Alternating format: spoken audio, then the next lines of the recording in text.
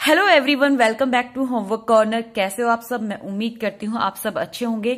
आज हम करेंगे हिंदी की वर्कशीट। तो हमारा जो फर्स्ट क्वेश्चन है वो है, दिए गए अपठित गद्यांश को पढ़कर प्रश्नों के उत्तर दो। देखिए, अपठित गद्यांश अनसीन पैसेज जरूरी नहीं है कि हर बच्चे के सिलेबस में हो या हर स्कूल कराता हो, लेकिन मैं ये मानती हूँ अगर हम छोटे लेवल से ही बच्चों को ज्यादा नहीं 5-6 लाइनों का अनसीन पैसेज देकर, अपठित गद्यांश देकर उनको प्रैक्टिस कराएं तो आने वाली फ्यूचर में जब बोर्ड के एग्जाम होते हैं 10th 12th के, तो वो बहुत ही इजीली अनसीन पैसेज को सोल्व कर पाएंगे। तो ये हैबिट हमें बचपन से ही उनको डालनी चाहिए। ठीक है, तो अब हम करते हैं शुरू।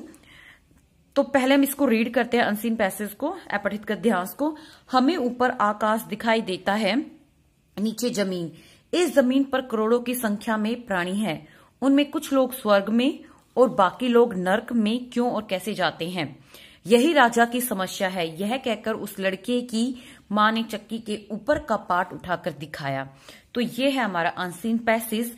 तो जब भी आप अनसीन पैसेज को सोल्व करते हो, हम उसके नीचे अंडरलाइन भी कर सकते हैं, जैसे ऊपर आकाश, जमीन, ठीक है, इस तरीके से स्वर्ग, नर्क, जो मोटे मोटे वर्ड हमें दिखाई देते हैं। तो चलिए अब देखते हैं कि क्या क्वेश्चन मैंने इनमें पूछा गया है। तो चलिए अब देखते हैं कौन कौन से क्वेश्चन दिए गए हैं इसी के बेस पे। राजा की समस्या क्या थी? क्या थी राजा की समस्या? ये पीछे हमने डिस्क्राइब किया है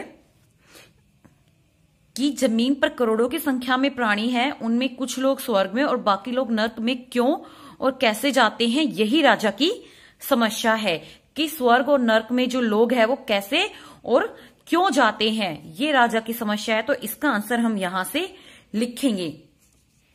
ठीक है, जमीन शब्द का पर्यायवाची शब्द लिखे। तो जमीन शब्द का पर्यायवाची शब्द क्या होगा?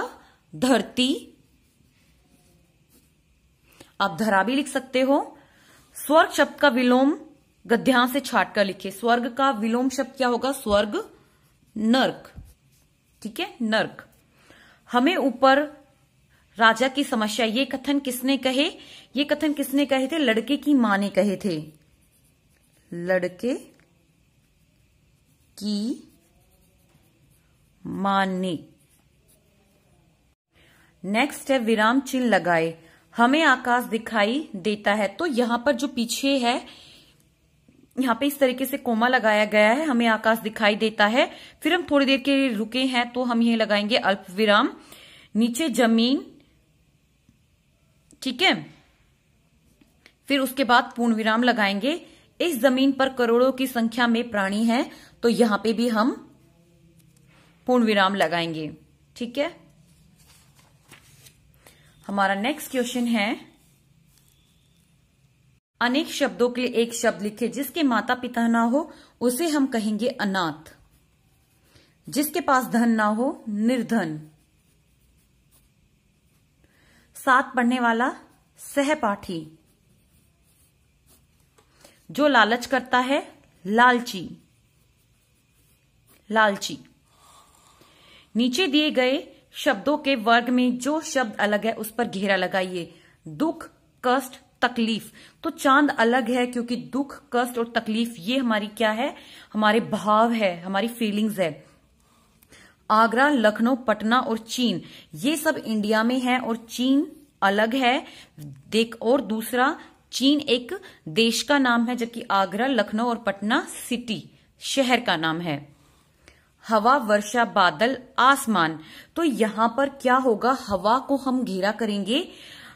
यहां पर हवा को मैं घेरा इसलिए कर रही हूं क्योंकि वर्षा, बादल, आसमान को हम देख सकते हैं, हवा को देख नहीं सकते। ममता, मदद, सहायता, सहारा। तो यहां पर क्या अलग होगा हमारा?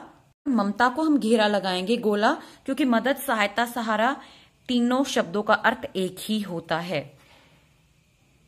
आइए अब अगला प्रश्न देखते हैं। नीचे दिए गए शब्दों को वाक्य में प्रयोग करें। मंदिर। मैं प्रतिदिन मंदिर जाता हूं। तो देखिए यहां पे ना बच्चा छोटा सेंटेंस लिखे या बड़ा लिखे, अपनी लैंग्वेज में वो जो भी लिखे, लेकिन हमें बच्चों को देना चाहिए, इससे वर्ड पावर अच्छी होती है। समारोह, जैसे मेरे घर में कल समारोह है, ठीक है। पतंग, आसमान में पतंग उड़ रही है, या मकर संक्रांति पर मैंने पतंग उड़ाई।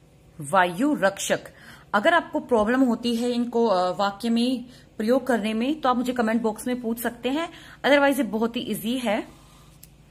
नीचे दिए गए मुहावरों के अर्थ लिखे। बाल बाल बचना, तो बाल बाल बचने का होगा बड़ी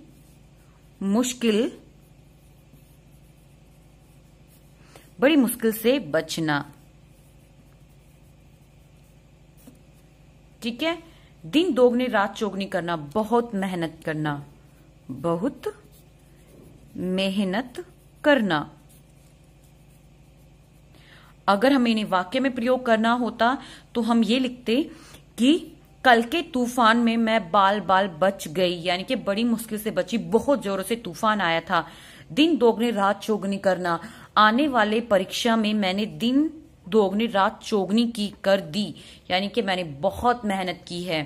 तो आज की वीडियो में सिर्फ इतना ही। अगर आपको ये वीडियो पसंद आती है तो प्लीज लाइक करिए, शेयर करिए और हमें कमेंट सेक्शन में जरूर बताएं आपको ये वीडियो कैसी लगी। Till then bye bye, stay safe, stay healthy.